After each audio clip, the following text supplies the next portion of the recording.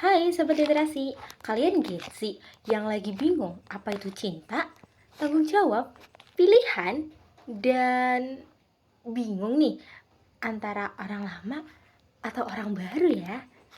Nah, buat teman-teman yang lagi berada di posisi seperti itu, kalian wajib banget baca buku Sunset bersama Rosie.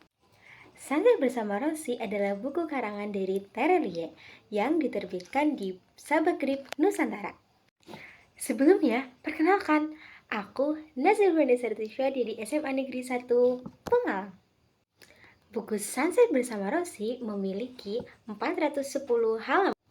Terelie dikenal sebagai penulis yang puitis dengan alur cerita yang penuh makna. Dalam Sunset bersama Rosie, ia menghadirkan romansa berbalut dilema. Cerita ini juga menggambarkan keresahan manusia dalam memilih cinta, tanggung jawab, dan masa lalu yang belum selesai. Dengan latar pesona Gili Trawangan, novel ini berusaha mengaduk perasaan. Sinopsis, Tegar dan Rosie adalah sahabat masa kecil di Gili Trawangan. Tegar mencintai Rosie, tetapi Rosie lebih memilih Nat. Tegar pergi ke Jakarta. 6 tahun kemudian, mereka bertemu lagi. Namun, tragedi pengoboman merenggut nyawa Nathan dan mengubah hidup Rosie selama. Seiring waktu, hubungan Tegar dan Rosie kembali dekat. Di hari pernikahan Tegar dan Sekar, Tegar harus memilih tetap menikahi Sekar atau kembali pada Rosie. Sunset bersama Rosie karya Terelie merupakan novel bergenre fiksi romantis drama dengan sentuhan psikologis. Cerita ini berlatar tragedi nyata di pengoboman di Bali yang menjadi titik balik konflik dan perkembangan karakter. Penggunaan latar sejarah tersebut membuat kisah terasa lebih realistis. Terelie dengan brilian menunjukkan bahwa cinta bukan hanya soal memiliki, tetapi juga soal memilih dan berkorban.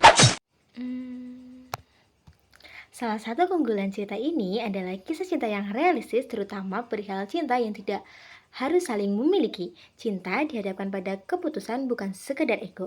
Terelie juga mengajak pembaca untuk melihat sisi cinta dari sisi pengorbanan, kedewasaan, dan tanggung jawab.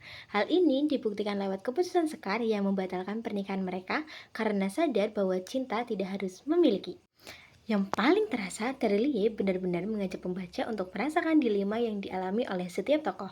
Pilihan-pilihan yang diambil oleh masing-masing tokoh membuat pembaca ikut berpikir, jika saya berada di posisi mereka, apa yang akan saya lakukan?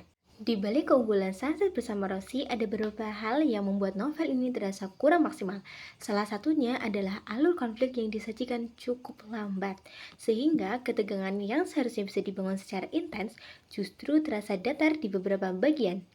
Misalnya ketika Tegar memutuskan untuk menunda pernikahannya dengan Sekar karena kondisi Rosie yang memburuk.